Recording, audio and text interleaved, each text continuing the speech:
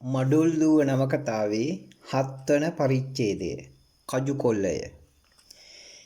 මම ආසාවකින් පොතපත පාඩම් නොකළ නමුත් පිළිවෙලින් පාසලට ගියෙමි. තාත්තාද වෙනදා තරම් මට තරවට නොකළේය. එහෙත් උගන්මත් ගම ඉඳීමත් යන දෙකම මට ප්‍රිය නොවිය. සුරංචියා සිටි කාලය තුල මගේත් මගේ යහළුවන්ගේ සිත් ඇදී ගියේ ඔහුටය. ඔහු නිසා අපගේ සිත්හි හටගත් විස්මයත් සන්තෝෂයත් අතුරුදහන් වූයේ ඔහු මහා තක්කඩියෙකු බව දැනගත් පසුය. සුරංචියාගේ මගඩි නාටකය බැලීමට ගොස් රැවටුණු වැඩිහිටියන්ට සමහර ගැමියන් සිනාසෙන්නට සරදම් කරන්නටත් වූ නමුත් අපට කිසිවෙක් සරදම් නොකළේය. සිංහල අවුරුද්ද නිමිත්තෙන් පාසල වසන ලදින් අනික් ළමයින් හා එක්ව සෙල්ලම් කිරීමට ජින්නාටත් මටත් වඩාම ඉඩකඩ ලැබින. අවුරුද්ද ලංවත්ම ගමේ ළමයි කෙලිසෙල්ලම් කරනු පිණිස වැඩි නිදහසත් වැඩිහිටියන්ගෙන් ලබති. අවුරුදු නිවාඩු කාලයෙහි අප විසින් කජු පුහුලන්ද නාඹරද කඩා ගැනීමෙන් පාලු නොකරන ලද කජු ගසක් ගමින් සොයා ගැනීමට අමාරු වුවද එක් ගැමියෙකුගේ කජු ඉඩම පමණක් අපෙන් කිසිම පීඩාවක් නොලබයි. සීරලුවකු වන ඔහු කජුවාරයේදී කිසිම ළමයෙකුට තම ඉඩමට ඇතුළු වීමට ඉඩ නොදෙයි. නපුර කොලස ළමයින් අතර ප්‍රකට වූ ඔහුගේ ඉඩමෙහි වන කජු ගස්වල අතු රතු පාට වුණු කජු පෝලන් වලින් බරව නැමී තිබෙන දුටු අපි වෙනදාට වඩා සෙවිල්ලෙන් සිටියෙමු. උපාසකප්පු යන නමින් හැඳින්වුණු ඔහු දවසක ඉර හැරුණු පසු කබායකොත් සුදු රෙද්දකුත් හැඳ කුඩයක් අතින්ගෙන යනු තමා දුටු බව ජින්නා මට කීය. සරමක් බැනියමක් ඇඳගෙන එහෙ මෙහෙ යන උපාසකප්පු රෙද්දකුත් කෝට් එකකුත් ඇඳගෙන ගියා නම් අද යන්ට නැති දුර ගමනක් යයි මම කීවෙමි. එයා අද හවස් වෙනතුරු ආපහු වෙන එකක් නෑ. අපි ගොහින් ඒ මිනිහගේ ඉඩමේ කජු කඩමු. ජින්නාත් මමත් අනිත් යහළුවන් සමග ගොස් උපාසකප්පුගේ වත්තට ඇතුළු වීමි. කටුන් අතු ගැසීමෙන් අසුරන ලද කඩුල්ල පාදා එහි දොර ඇරීමට පැය කාලක් පමණ ගත වීම අපගේ කෝපයට හේතු විය. උපාසකයාගේ කජු ගසේ අද පාස්සල යන්න ඕනේ. ජින්නා කීය. මම කඩුල්ල ළඟ රැක සිටියෙමි. ජින්නාත් දඟදාසත් කජු ගස් දෙකකට නැග කජු පුහුලන්ද නාඹරද කෙකි වලින් ඇද කඩා බිම දමන්නට වූහ. රණදේව බිම වැටුණු කජු පුහුලන් සහ නාඹර එකතු කොට කූඩයකට දැමීය. සිරිපාල සිටියේ මා ළඟය. ජින්නා තුන්වන කජු ගසට නැග මද වේලාවක් ගත වුණු පසු උපාසකප්පු දුර එනු මම දුටුවෙමි. ඔහු දුටු පමණින් බියගත් මම දුවලා අනිත් පැත්තේ වැටට උඩින් පනින්නේ සිරිපාලට කීවෙමි. මමද කජු කූඩයගෙන වැටින් අනික් පැත්තට පැන කැලයට වැදුණෙමි. ජින්නාට කල්ැතුව කජු ගසින් බසින්නට බැරි වූ බව අපට මතක් වුණේ වැටෙන් පැන කැලයට වැදුණු පසුය. අපි 4 දෙනාම සෙමෙන් ආපසු වැට ළඟට ගොස් බැලීමු. උපාසකප්පු කෝපයෙන් වෙවුලමින් ජින්නා අල්ලාගෙන වරෙන් පොලිසියට යන්නයි කීයේ. ඔහු ජින්නාට පහරක් ගසනු දුටු මම වරෙල්ලායි කියමින් වැටෙන් වත්තට පැන උපාසකප්පු වෙතට දිව්වෙමි. මා දන බිම ඇනගෙන උපාසකප්පුගේ කකුල් දෙක බදාගත් විගස අනිත් ළමයි 3 දෙනා ඔහුගේ ඇඟේ ඉල්ලී අදින්නට වූහ. ජින්නාද තම දෑත බේරාගෙන උපාසකප්පු තල්ලු කළේය. උපාසකප්පුත් සමග අපි 5 දෙනාම බිම වැටුණෙමු. අනික් 4 දෙනා ඊට අමාරුවෙන් ඔහු බිමට ඔබාගෙන සිටිනු දුටු මම වහා දිවගොස් ලණු දෙපොටක් ගෙනවිත් ඔහුගේ අත් දෙක එක්කොට බැන්දෙමි. ගසක් යට වැටී තිබුණු කජු ටිකක් අවුලාගෙන අපි වැටෙන් අනිත් පැත්තට පැන කැලයට වැදුණෙමු. එදින ගමේ පැතිර ගිය පුවත මෙසේය. උපාලි ජින්නාත් උපාසකප්පුගේ ගෙයි දොර කඩා ගෙට ඇතුළු වී මුදල් සහ වෙනත් දේ සොරාගෙන යන්ට පෙර ඔහු පැමිණියේය. ජින්නා කිතුල් පොල්ලකින් ගසා ඔහු බිම හෙලා බැඳ තබා මුදලුත් රැගෙන පැන ගියේය. උපාලිත් ජින්නාත් සමග සිටි අනෙක් ළමයි 3 දෙනා කවුරුදැයි උපාසකප්පුට හැඳිනගත නොහැකි විය. මේ කතාව පමණක් නොව උපාසකප්පු පොලිසියට පැමිණිලි කරන ලදින් අප ඇල්ලීමට පොලිස් කාර්යයන් නැති යන පුවතද ගමෙහි පැතිරෙන. තාත්තා එදින රෑ මටත් ජින්නාටත් හොඳටම තැළුවේය. අනිත් ළමයින් හඳුනා ගන්නට බැරි වුණාය උපාසකප්පු කියන්නේ අප සමග ගිය ඔවුන් 3 දෙනාම ගම්මුලා දෑනියාගේ නෑයන් වන බැවිනි තාත්තා කුඩම්මාට කියනු මට ඇසිනි. මේ ළමයට දැන් අවුරුදු 17 ඉවර වෙන්නත් කිට්ටුයි. ගහලා බැනලා හදන්න පුළුවන් වයසකුත් නෙවී කුඩම්මා කීවාය. හෙටම මූ මස්කෙලිය සයිමන් මුදලාලිගේ කඩේට යවන්න ඕනෑයි තාත්තා කීවේ. සයිමන් මුදලාලි මීට මාසෙකට උඩදී මට කිව්වා මූ එයාගේ කඩේට එවන්නේ කියා. එහෙ ටිකක් කල් හිටියොත් වෙළඳාම ඉගෙන ගනීවියයි එයා කිව්වා. උඩරට කඩේකට ගියාම කඩෙන් එළියට බහින්න ඉඩ ලැබෙන්නෙත් නෑ. මුලදී බර වැඩ කරන්නත් ඕනේ. මේ ළමයාට උගන්වන්න මහන්සි ගත්තනෙම. ඒකට ආසාවක් නැත්තම් ඉතින් තියෙන්නේ බර වැඩ කරවන්න නික්කියා උනත් කාටවත් බාර දෙන එක තමයි. මේ ළමයා ගම හිටියොත් තවත් නරක වෙනවා. පොලිස් කාර්යයන් ජින්නාත් මාත් අල්ලන්න ඉති යන පුවත ගැන තාත්තා කිසිවක් කියනු මට අසන්නට නොලැබුණු නමුත් මගේ සිතෙහි වූ බිය අතුරුදහන් නොවිය.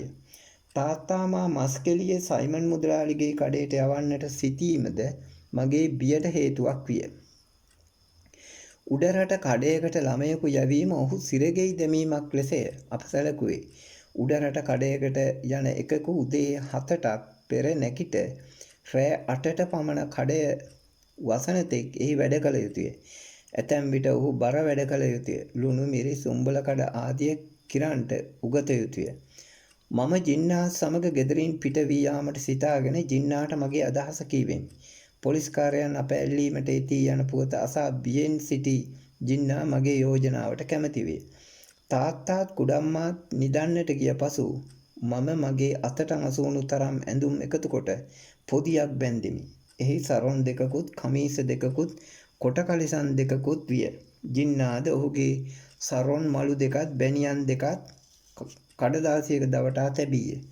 නොනිදා සිටි අපි මැදියම් රැයද ඉක්ුත් වූ පසු අපේ ඇඳුම් පොදියත් රැගෙන ගෙයින් එළියට බැස ගමන් කළෙමු. අප ගෙයින් එළියට බැස්සේ හිස් හැරුණු අතක් බලා යන අදහසිනි. ඒත් ගාල්ල බලා යන බර කරත්ත දෙකක් අපට හමු වූයෙන් අපි ඒ කරත්ත දෙක පස්සේ යාමට සිතාගතිමු.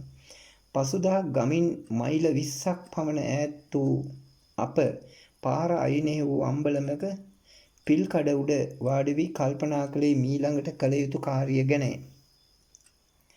අපි අර පෙනෙන කොප්පරා මඩුවේ මුදලාලිගෙන් රස්සාවක් ඉල්ලමු. ජින්නා යෝජනා කළේය. එතන අපි මොනව කරන්නද? මොනවා හරි අපිට කරන්න පුළුවන් වැඩක් කරනවා. ටික දවසක් ඉඳලා වෙන කොහාට හරි යනවා. කොහාටද? කොහේ හරි යනවා. එච්චර දුර කල්පනා කරන්න ඕන නෑ. කොප්පරා මඩුවේ මුදලාලි අපෙන් තොරතුරු අසා අප දෙදෙනාම නවතා ගත්තේ. ඔහු අප නවතා ගැනීමට වඩාත් කැමති වූයේ අප මව්පියන් නැති දරුවන් බවත් වැලිමඩ සිට එන බවත් කීහෙනී සිටිමු. මම අව්වෙහි තබන ලද කොප්පරා පරිස්සම් කළෙමි. ජින්නා ගොනුන්ට උදේ හවස පුන්නක් කුදෙමින් අනික් බර වැඩද කළේය. ජින්නාත් මම සමහර විට කොප්පරා මුදලාලිගේ ගෙදර වැඩපළ කිරීමටද ගියමු. මේ ළමයි දෙන්නම වැලිමඩ පැත්තේ ළමයි වෙන්න බෑ. දකුණු පළාතම ළමයි වෙන්න ඕනෑයි මුදලාලිගේ බිරිඳ දවසක් කියනු මට ඇසින. පාරඟයිනේ පිහිටි කොප්පරා මඩුවක නැවතී සිටීමෙන් අප තාත්තාට හසු විය හැකි බව අපට වැටහුණේ ඇගේ කතා වැසීමෙන් පසුවේ. දෙමසකට පසු අපි එතනින් පිටත්ව පිටිසර පළාතක් බලා ගියමු. මුදලාලි අප එකෙකුට මසකට රුපියල් 3 බැගින් පඩි ගෙවූ බැවින් අප පිටත් වූයේ ඉනේ සරොන් වාටියේ දවන ලද රුපියල් 6 බැගින් ඇතිවයි. අපි අටාණි කිත්ත පසුකොට බටවතු කිස්සට ගොස් එහි හේන් ගොවිතැන් කරන්නෙකුගේ ගෙදර නැවති ඔහුට උදව් කළෙමු. එහිදී දන්නා හඳුනන කිසිවෙකු අපට හමු නොවෙති අපි සිතුවෙමු. වල්ලූරන් නිත්තෑවන් හාවන් බහුල මූකලානෙන් යුතු ඒ පෙදෙස අපගේ සිත් ගත්තේය. හේන් ගොවිතැන් කරන පොඩි ගමරාල ළඟ තිබුණු තුවක්කු දෙකෙන් එකක් බෙහෙත් තුවක්කුවකි. අනික පතරොන් තුවක්කුවකි. ඉලක්කය බලා වෙඩි තැබීමට උගන්මට ආසා නැති මට ඔහු තුවක්කු හරඹේ ඉගැන්වේ හොඳ ගෝලයෙකුට අකුරු උගන්වන ගුරුවෙකු ලෙසිනි. හමසක් ගත වෙන්නට පෙර මම ගොවිරාලටත් වඩා හොඳින් ඉලක්කයට වෙඩි තැබීමට ඉගෙන ගත්තෙමි. මා පළමුවර වල්ලූරෙකුට තැබූ වෙඩිල්ල උගේ පපුව ළඟින්ම ඇතුළු විය. ගිනිවැල්ලේ හරි පව්කාරයායි කියමින් පොඩි ගමරාල සිනාසුනේය. ඔහු මා හැඳින්වූයේ ගිනිවැල්ලේ යන නමිනි. ජින්නා හැඳුන්වුයේ ජිනපාල යන නමිනි. පව් මට විතරක්ද? මම ඇසුවෙමි. මම වෙඩි තිව්වාම සතෙකුට වදින්න කලාතුරකින්. මම වෙඩි තියන්න ඉගෙන ගත්තේ සතුන් බය කරන්න හිතාගෙන. දැන් සතෙකුට වැදෙන්න වෙඩි තියන්න මහන්සි ගත්තත් වෙඩිල්ල වදින්න කලාතුරකින්. පව්කාරයෙක් තුවක්කුව අතර ගත්තාම නම් වෙඩි තියූ පාරම සතෙකුට වැදෙනවා. ඉලක්කයට හරියට වෙඩි තියන්න ඉගෙන ගන්න පුළුවන් පව්කාරයට විතරයි. ජින්නාත් මමත් පොඩි ගමරාල නැමැති ඒ ගොවියා හා එක්ව හේන් ගොවිතැන් කරන්නට වීමු. බතල මයියොක්කා ආදිය සිටුවා වවා අල ඉගිල්ලීමෙන් අපි විනෝදයක් ලැබුවෙමු.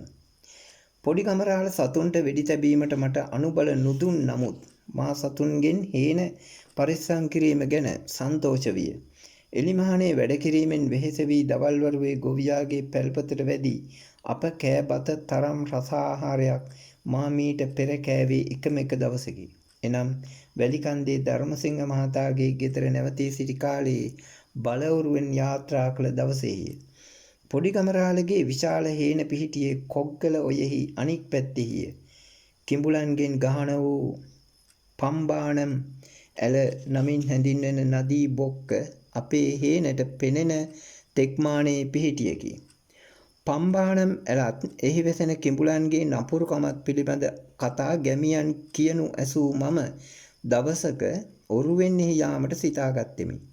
පම්බානම් මැලේ කිඹුල්ලු ගවයෙකු දියට බැස්සොත් අල්ලා ඇදගෙන දියට යති. දියට බැස්ස ගැමියෙකුගේ කකුල කිඹුලෙකු විසින් කඩා ගන්නා ලද්දේ මෑතදීය. අපේ හේන එල්ලේ ගඟ මැද පිහිටි දූපතක් වෙයි. එය ගැමියන් හැඳුන්වුයේ මඩොල් දුව යන නමිනි. කොග්ගල ඔයෙහි තැනින් තැන පිහිටි දූපත් රාශියෙන් මේ ගැමියන් අතර ප්‍රකට වූයේ නපුරු මූකලානක්ද සර්ප විමානයක්ද ලෙසිනි. එගොඩත් මෙගොඩත් පිහිටි ගම් 30-40ක මිනිසුන් අතීතයේ පටන් අයින් පොළඟුන් මාපිලන් ආදී සර්පයන් අල්ලා ඔරුවලින් ගෙන ගොස් දමන්නේ මඩොල් දුවෙහිය. ගැමියෝ Tamanගේ වත්තට ඇදෙන නාගයෙකු පොළඟකු අල්ලා මල්ලක දමාගෙන ගොස් මේ දූපතන් අසලදී මුදාහරති. ඔවුන් එසේ කරන්නේ විසකුරු සර්පයන් හසු වුණු තැන නොමරන බැවිනි. මඩොල් දුව යකුන් අරක්ගත් තැනකැයි විශ්වාස කරන නිසා කිසිම ගැමියෙක් ඒ දූපතට නොයයි. ගඟෙහි මස් මරණ ඔරුකාරයෝද රැහි දූපත අසලට පවා Tamanගේ ඔරු නොපදවති. පුරාණ රජුන්ගේ කාලයේහි සොරුන් විසින් තනන ලද ගල්ගුහා කීපයක්ද පොකුණක් දෙහි ඇතැයි යනු ගැමියන්ගේ විශ්වාසයකි. සර්පයෙකු අල්ලා ගන්නා ගැමියා ඔරුවෙන් යාත්‍රා කොට දූපතට ලං වෙයි. ඔහු අල්ලා තල්ල අසලටම ගොස් මල්ල පිටින්ම සර්පයා ගොඩට විසිකොට ආපසු ඔරුව පදී. ගැමියෙකු ඇතැම් විටක විසිකරන මල්ල වැටෙන්නේ ගඟෙහිය. ගිනි හට්ටියක් හිසින්ගත් අවතාරයක් මෑතක සිට මසකට හෝ දෙසතියකට හෝ වරක් මේ දූපතෙහි ඇවිදුණු දැක්ක හැකියයි සියලුම ගැමියන් කියතත් එහි කිය එකකු ගඟබඩ පිහිටි එකම ගමකිනුදු සොයාගත නොහැකි විය. මඩොල් දුව ගැන ගැමියන් කී කතා ඇසූ මා තුළ එහි යාමට හටගත් ආසාව මැඩගත සිටියේ ඉතා අමාරුවෙනි. කිහිප දවසක් මම ජින්නා සමග මේ දූපතට අසලට යාත්‍රා කළ නමුත් එහි නොබැස්සෙමි. මා කරන හැම කාර්යයකටම අනුබල දෙන ජින්නා එහි බැසීමට මට අනුබල නුදුන්නේ ඔහු ගැමියන්ගේ කතා තරයේ ඇදවූවකු බැවින් යයි මම සිතමි. එහි දූපතට අඩිය තියන්න එපායි. අපගේ අදහස් දැනගත් පොඩි ගමරාල අපට අවවාද කළේය. ඒක සරුප විමානයක්. ඒකේ හොල්මන් තියෙනවා. මම දවසක හවස්වරුවේ ජින්නාටද හොරෙන් ඔරුව බා පැදගෙන ගොස් මඩොල් දුවට බැස්සෙමි. ඔරුවෙන් බැස අඩිය ගැසූ විකස මගේ දෙකකුල දන හිස්තෙක් මඩෙහි එරින. ඒ මඩවලෙන් මා ගොඩ වුණේ ඉතා අමාරුවෙනි. දූපතන් අසල ගම් ඉවුර කඩොල් ගසින් හා කිරල ගසින්ද කැරන් පඳුරින්ද සෙවන කරනු ලැබුවකි. ගණව වැවුණු කැරන් පඳුරුවල කැරන් කොකු විශාල කලිස්සම් වෙන්න. දියෙන් නැගුණු කිරල මුල් දූපතට මිනිසුන් ගොඩ බසිනු වළකනු පිණිස සිටුවන ලද යවුල් සේමා බියගැන්වීය.